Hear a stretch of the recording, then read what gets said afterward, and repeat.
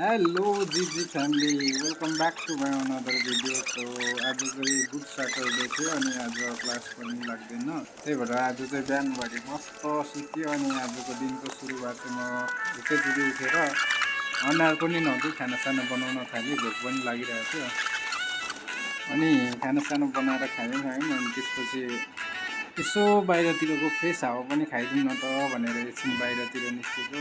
बाटोमा खोलाहरू बित्दै डोल्नु हुँदो रहेछ आन्टीहरूले। मलाई नि खानु चाहिँ मन लागिरहेको थियो, तर के गर्नु अब जेबीमा पैसा छैन।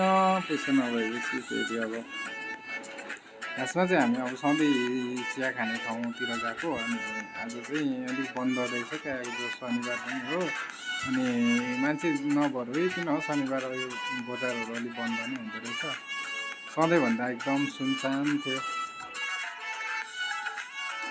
अनि आजभोलि चाहिँ म अलि अल्छी भइरहेको छु क्या। अनि आज चाहिँ अब पुसअप मात्रै गर्नु पऱ्यो भनेर सोच्दै आइरहेको थिएँ बाटोमा पनि। अनि रुममा आइपुगेर 1-2 घन्टा जति यसो फोन हेर्दै बस्यो। त्यसपछि अब चाहिँ हुँदैन है त गर्नुपर्छ भनेर उठेर फेरि हल्का एक्सर्साइजहरू गरिदियो होइन। हातखुट्टाहरू मसलहरू मजाले स्ट्रेच गराएपछि पुसअप गर्न थालेँ म।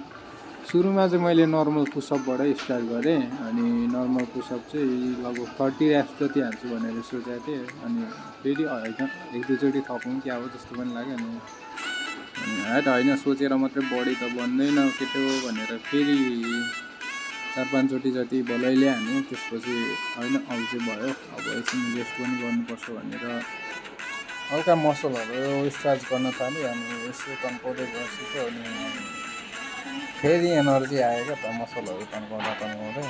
नर्मल त हानिसक्यो होइन, अनि अब चाहिँ अलिक हात टाढा राखेर दिनु पऱ्यो भने नर्मली मैले अरू भिडियोहरू चाहिँ ब्याकग्राउन्ड क्यामेराबाटै सुट गरेर हुन्छ। अनि यसमा चाहिँ अब कस्तो देखिँदो रहेछ भनेर अलिकति खोलबेली पनि लाग्यो, त्यही भएर फ्रन्ट क्यामेराबाटै सुट गरेको। बाफरे यस्तो कालो मान्छेलाई पनि सफेदीको चम्कार देखाइदिँदो रहेछ नि त यहाँ त। अनि टिकट अलिएको जस्तो देखिरहेको छ, यस्तो खुसी लाग्यो मलाई। अनि यो खालको पुसअप चाहिँ मैले बलैले 15-20 ऱ्याप जति निकालेँ।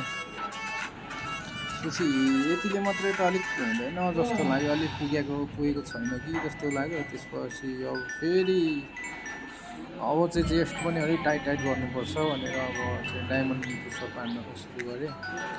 साला आज चाहिँ सिना फाडिदिन्छु भनेर हान्नु स्टार्ट गरेको हो। अब सुरुमा नर्मल पनि गरियो अनि त्यसपछि पावर पुसअप पनि गऱ्यो, त्यसपछि डिक्लाइन पुसअप पनि हानेको थिएँ। त्यसपछि भिडियो बनाइनँ मैले। लास्टै गाह्रो हुने रहेछ क्या डायमन्ड त्यत्रो हानेर त डायमन्ड हान्नु त लु सकिँदैन ना बाबा तुम सेना हो पाएगा जस्तो लागिरहेको थियो। होइन दिनुपर्छ 1-2 चोटि त भनेर बलैले अलिअलि गरेँ है। अनि गाह्रो भयो लु आजलाई चाहिँ यति नै भनेर भिडियो पनि एन्ड गरिदिएको।